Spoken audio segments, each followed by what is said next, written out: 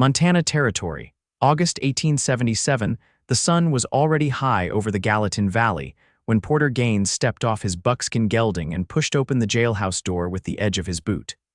The air inside smelled of dust, sweat, and something else, something faintly floral. "Sheriff," he called, but the chair behind the desk was empty. A low voice came from the back. "Through here, Gaines." Porter followed it, his spurs clicking against the wood floor. He had not come into Bozeman for law, but for supplies. A letter from his sister back in Missouri had asked for cloth, coffee, and a small wind-up toy for her boy. He had not expected to walk into a holding cell and find a woman sitting behind the bars, her hands folded in her lap like she was waiting for a Sunday sermon. She looked up when he stepped in. Straight spine, dark eyes under a tangle of auburn hair, and a blue dress that had seen better years.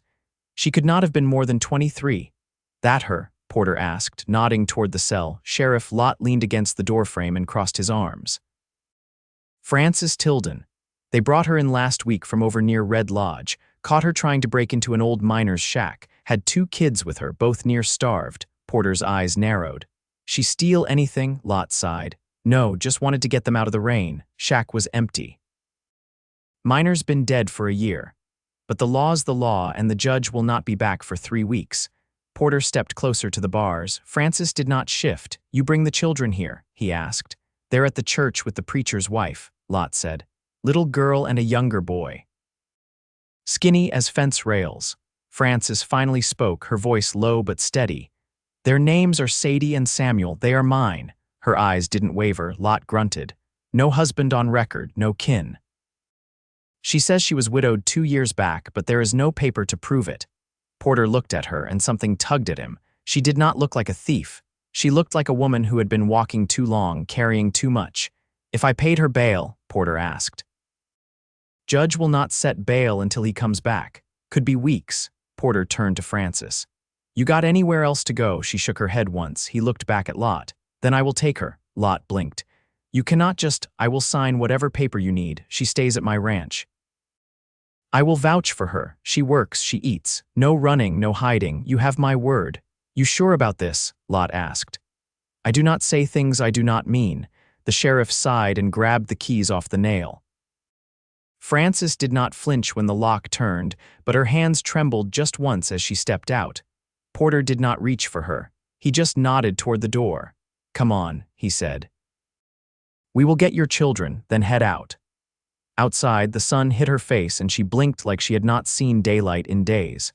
She walked beside him in silence, her eyes scanning the street like she did not trust it. They reached the church, and the preacher's wife brought out the children. Sadie was 6, her dress too short and patched at the knees. Samuel was 4 and clung to Frances like he might vanish without her. Porter squatted down to their level. "You two ever seen a ranch?" Sadie stared at him, her chin lifted. "No, sir." "Well, you will now. Plenty of space, and we got chickens. You like eggs?" Samuel nodded slowly. Porter gave a small smile. "Good, I like quiet, I like work, and I like people who keep their word. If you can do those 3 things, we will get along just fine." Frances looked at him, her voice low. "Why are you doing this?" He looked back at her and shrugged. "You needed help. I got room." They rode out that afternoon. Frances rode behind him on the gelding, the children in the small cart pulled by his mule. The land rolled out wide and golden ahead of them. By the time they reached the ranch house, low-roofed, 2 rooms, and a windmill creaking in the breeze, the children were asleep against each other, and Frances had not spoken a word in over an hour. Porter helped her down. She stood on her own feet, but barely. "You can take the front room," he said. "I will sleep in the barn for now. We will figure things out." "I can sleep in the barn," she said quickly. "No," he shook his head. "You are not sleeping in a barn with your children." She watched him closely, like she was trying to see if there was a catch. "I do not want anything from you," he said simply. That night, Porter sat on the porch, boots on the rail, watching the stars come out. Inside, he could hear Frances humming softly as she settled the children. Something about the sound settled something in him, too. He had lived alone for 10 years. Since the war ended and his folks passed, he had not let anyone close. But now there was a woman in his house, 2 children asleep under his roof, and he had never felt more like a man with a place in the world. Inside, Frances tucked the blanket around Sadie and brushed Samuel's hair off his forehead. She looked around the small house, the clean floor, the shelf with books and dried herbs, and the man outside who had not asked her for anything. She was not sure what to make of Porter Gaines, but she knew this. He had opened a door when no one else would. And for the first time in years, she did not feel like running. The morning air held the sharp scent of sage and old pine as Frances stepped barefoot onto the porch, her skirts whispering against the worn boards. A soft breeze moved through the grass beyond the house, and the first light caught the tops of the tobacco roots in the distance, all slate blue and gold. She didn't see Porter at first. Then she spotted him in the corral, stooping beside a fence post with a hammer in his hand, sleeves rolled to the elbow. His movements were quiet, deliberate, like he wasn't in any kind of hurry but meant to finish the job all the same. She crossed the yard, keeping her steps quiet so as not to wake the children where they still slept inside. "You always work before breakfast?" she asked, voice low. He didn't look up right away. Just drove another nail in, then straightened and pushed his hat back, fences leaning. Mule leaned harder. "I figured I'd beat the sun to it." Frances folded her arms. "I can do that sort of thing." "I know." She waited, but he didn't say more. He wiped his hands on a rag tucked into his belt and looked toward the barn. "You used to farm. My husband worked timber." "Small plot near Cassville. We kept hens and a milk cow." She paused. "After he passed, I did what I could." Porter nodded once. "I'll need to earn my keep," she added. "You will." His tone wasn't harsh, just plain, like it wasn't in question. She shifted, wanting to ask more, but he was already moving toward the barn. By mid-morning, Frances had a fire going in the stove and biscuits baking in the iron pan. Sadie sat at the table, combing Samuel's hair with a wooden fork, and both of them looked steadier than they had the day before. Sunlight warmed the wooden floor where it shone through the window, catching on the dust motes that danced in the stillness. Porter came in with a pail of eggs and set them gently on the counter. He looked at the biscuits, then at her. "You bake like a woman who's done it 1,000 times." She slid them onto a plate without answering. He set 3 on his palm and handed them to the children before taking one for himself. "You got a mind for animals?" he asked as he chewed. "I can feed and clean." "I've never branded." "You'll learn." They ate in silence, the kind that didn't stretch or strain. When the meal was done, Frances wiped her hands on her apron and moved toward the door. "What needs doing?" Goat kicked over the bucket. "Coop needs straw and the pump's been sticking." She nodded and stepped outside, tying her hair back as she went. By afternoon, Frances had straw under the roosts, clean water in the trough, and a fresh scrape on her palm from the pump handle. Sadie had taken to following Porter around the barn. Asking questions he answered with short, patient replies. Samuel trailed after Frances, dragging a small stick through the dirt and humming tunelessly. Later, while Porter saddled the gelding, Frances leaned against the fence and watched the horizon. "You always live alone?" she asked. He checked the cinch before answering. "Since the war, folks passed, I stayed. No one else come through, some never stayed." She didn't ask why. She already knew. He wasn't the kind to chase after people. "You plan to stay?" he asked then, without looking at her. She hesitated. "I didn't plan much past keeping them fed." "That's not what I asked." She looked at him then. "I don't know what staying means yet." He met her gaze, quiet and steady. "It means you don't have to keep running." The words hung between them, not heavy but sure. She nodded slowly, then turned toward the house. That night, Porter didn't go to the barn. He sat outside with his coffee, watching the stars rise above the ridgeline. Frances joined him, her shawl wrapped tight around her shoulders. The children were asleep, and the night was cold enough to bring out the scent of pine sap from the logs stacked near the door. "You miss Missouri?" he asked. "I miss the sound of crickets. I miss the pie my neighbor used to make on Sundays, but no, I don't miss the rest." He didn't press. "I think I stopped belonging to a place when John died," she said after a while. "After that, it was just where we weren't hungry." He nodded, sipping his coffee.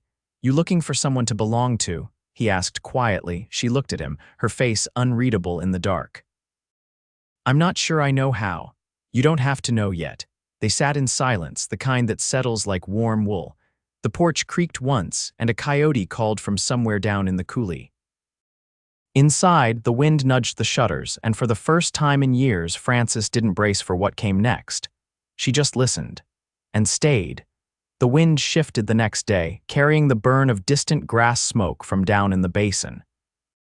By noon, the chickens were restless, the mare pawed at the earth, and the air felt close, like a storm might gather if given the slightest excuse. Porter looped a rope over the saddle horn and glanced toward the ridge.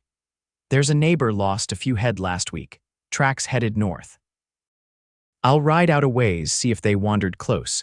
Frances nodded, arms elbow deep in a tub of wash water. How long? Back by supper unless I'm unlucky. She didn't ask for more. She wrung out one of Sadie's dresses and laid it across the fence rail. The fabric, once calico, had faded to a color that might have once been green. Porter mounted, but paused. If anything feels off, take the rifle from behind the door. You know how to handle one. I do. He gave a short nod, then rode out. Dust lifted behind him in a narrow trail until the wind scoured it away. Sadie brought out a tin cup of water and held it up. I saw a snake near the shed, she said. It was brown with diamonds, didn't move fast. Frances took the cup, glancing toward the shed. Where was Samuel? He was with me. I threw a rock and it went under the boards. Frances leaned down and looked her straight on. If you see another, don't go near. Get me or call loud, even if it's dead. Sadie nodded. I wasn't scared. I was, Frances said softly. You're my girl.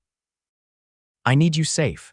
Sadie's face changed, not in expression, but in something older settling behind her eyes. They spent the afternoon with the doors open, letting the breeze stir the curtains. Frances moved carefully around the house unsettled, though she couldn't say why. She checked the rifle once, made sure the latch still turned smooth. Samuel napped curled against a quilt in the corner, a wooden horse tucked under his chin. When Porter returned, the horses he drove ahead of him were skittish, their coats lathered with sweat. He left them in the corral, then came up the steps with a look that didn't sit well. That fence-align's not ours, he said. They were near the creek bend past Weaver's land, fresh tracks. I didn't see sign of a predator, but there's something moving through. Frances folded her arms, drying her hands on her apron. You think it's someone, could be, someone who don't care about boundaries. She glanced toward the children inside. You think we're in danger? Not yet. But I'll patch the south fence first thing tomorrow, and I'll ride the low trail twice a week. He looked at her then, eyes steady. I need your help close to the house. You all right with that? I've been ready my whole life to defend what's mine. She said it without heat, just truth. He stepped past her into the house and set the rifle beside the door, but she stopped him with a hand on his arm.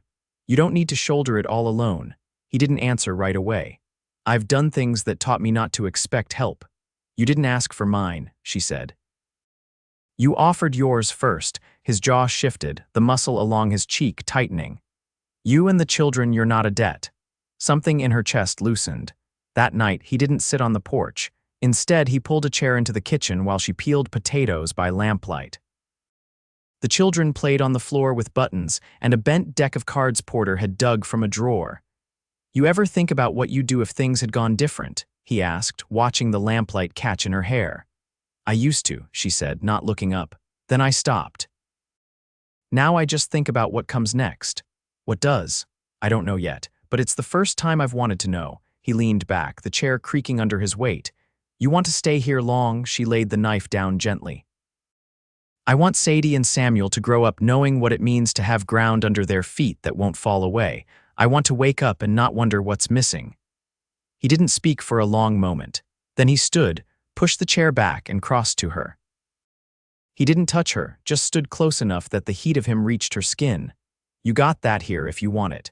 She turned toward him, her hands empty now, her eyes not afraid. I do, he nodded, just once, then stepped outside to check the latch on the barn door. And for the first time since she'd stood behind rusted bars, Frances exhaled and let herself believe she wasn't just surviving, she was beginning.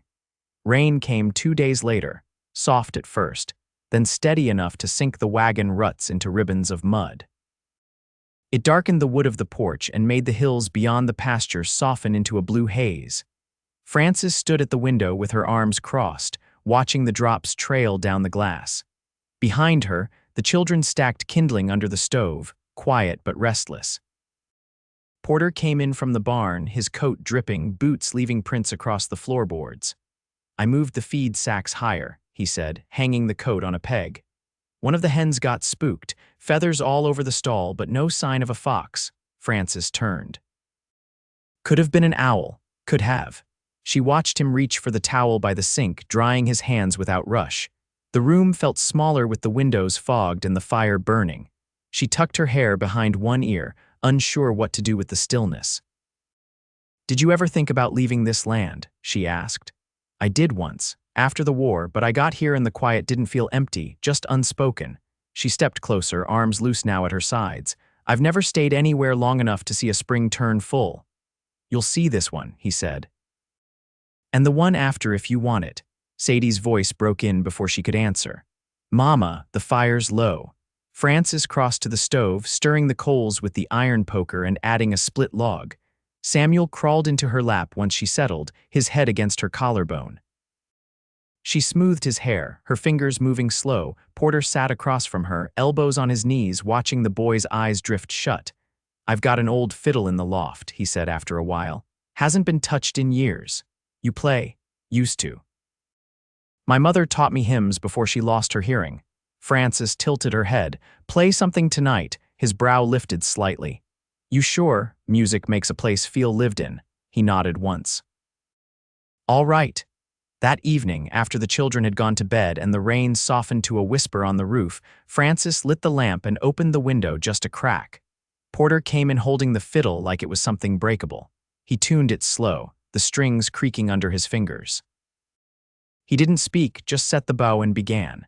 The sound was raw at first, rusty with years of silence, but it steadied. The tune was unfamiliar, something mournful but edged with hope, like a memory that hadn't finished settling. Frances sat at the table, hands folded in her lap. She didn't speak until he finished, letting the last note drift into the hush. "What was that?" she asked softly. "Something I made up in Tennessee, played it once for a dying horse and never again. I'm glad you did now." He rested the instrument on his knee. "You're not what I expected."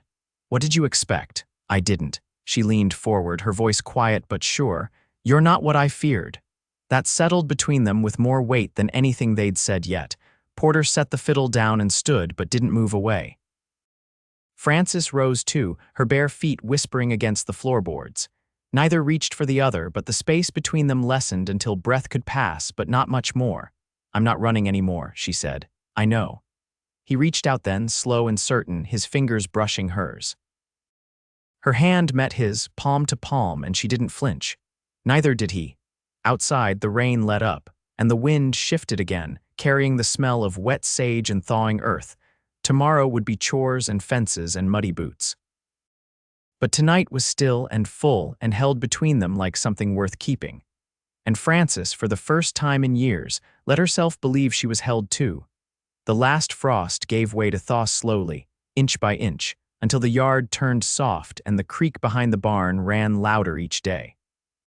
Frances stood at the edge of the pasture with her sleeves rolled and her hands stained with lye soap and ash, watching as Samuel crouched beside the water, stacking flat rocks with the solemnity of a priest.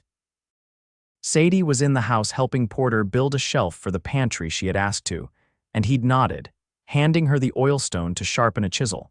Frances had not expected him to say yes. She felt it deep in her chest sometimes, the quiet way he let the children grow into the space instead of making room for them. He never fawned or offered empty praise, but he listened when they spoke, and when Samuel fell last week and bloodied his chin, Porter had carried him into the house without a word, cleaned the cut, and then sat beside him until the crying stopped. That counted for more than 1,000 kindly strangers. As she came back toward the porch, wiping her hands on her skirt, she caught voices through the open window. "You hold it flat," Porter was saying. "Then drag the blade along steady, don't tilt." "I'm not," Sadie answered. "See?" Frances leaned against the doorframe and watched, unseen for a moment. Sadie stood with both feet planted wide and the chisel gripped in both hands. Porter knelt beside her, one hand braced on the plank. They were quiet, focused, and the air inside smelled like pine shavings and beeswax. When Sadie caught sight of her, she grinned wide and held up the chisel. He said I've got good hands for this. Frances stepped inside. I could have told you that. Porter looked up at her, his eyes steady. She's got a feel for tools. Might come to prefer wood over lace. There's worse things, Frances said, brushing a curl from Sadie's brow.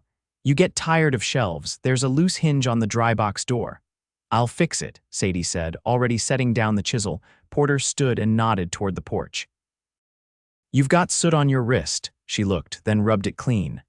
Soap batch boiled over. I turned my back half a minute. You still planning to sell some in town next week? If it sets right, we'll see. He stepped out and waited for her to follow. The wind had picked up again, stirring the grass, and somewhere out by the hills a hawk circled high above the scrub. You've done good with them, he said. I've done what I had to. That's not the same, she turned to him. I haven't known how to let anyone else in. Not really. You've let me. She hesitated, then nodded once. You never asked for more than I could give. He reached for her hand, not sudden, just steady. She let him take it. I've got land enough for a garden, he said. If you want to plant one, I do. We could build another room come summer, make space for the children proper, her voice caught.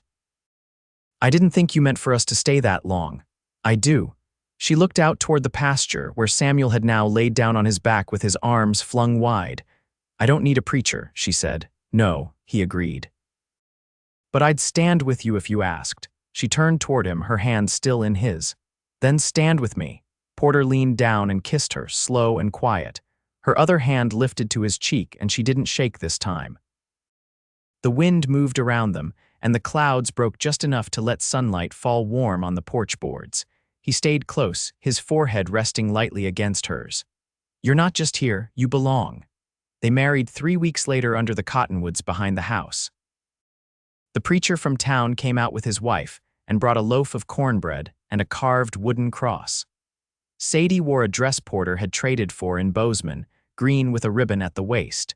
Samuel stood fidgeting with his boots until Porter knelt and handed him a tiny horseshoe on a string. It's not for luck, Porter said quietly. It's to remind you this place is yours too.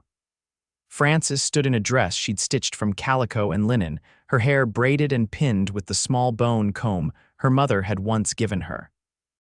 She didn't cry when they said the words, but her hand in Porter's trembled once and then steadied.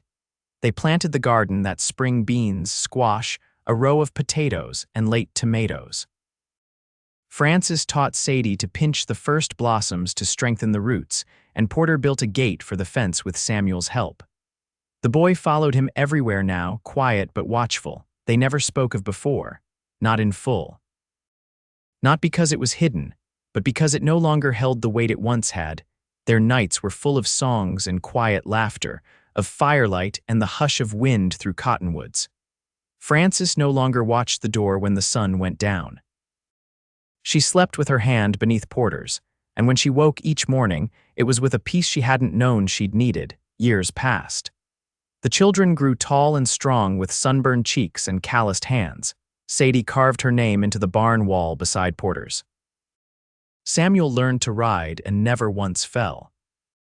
And Frances, once a woman who had walked through too many towns with her shoulders braced for loss, now walked barefoot across her own land, her husband's voice calling to her from the field, the scent of baking bread in the air, and the knowledge deep and full that she was loved. She was safe, and she had been chosen not out of pity or need, but because she had been seen and wanted and cherished. They built their life like they built the house board by board, with care and patience and hands that never let go. And when the cottonwoods bloomed each spring, Frances would stand on the porch, her heart quiet and full, and know that she had found home.